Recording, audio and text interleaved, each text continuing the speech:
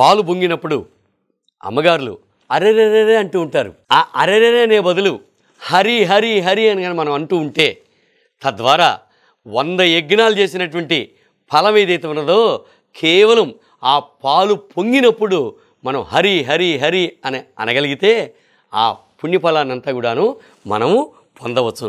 పుణ్యం అనేటటువంటిది ఏవేవో చేయనక్కర్లే, మనం ఇష్టాపూర్తి కర్మలు దైనందిన కార్యక్రమాల్లో కూడా మనం అనేక రకాలుగా పుణ్య సముపార్జన మనం సంపాదించుకోవచ్చును.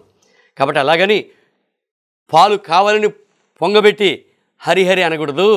యాదృచ్ఛికంగా గనక అవి ఒకవేళగా పొంగితే తద్వారా మనం అనవలసినటువంటిది ఏంటో తెలిసిన హరినామాన్ని హరి హరి హరి అన్నామా, అరెరే బదులు హరి హరి అన్నామా, తద్వారా మనకు యజ్ఞఫలం అంతా కూడా మనకు లభిస్తుంది.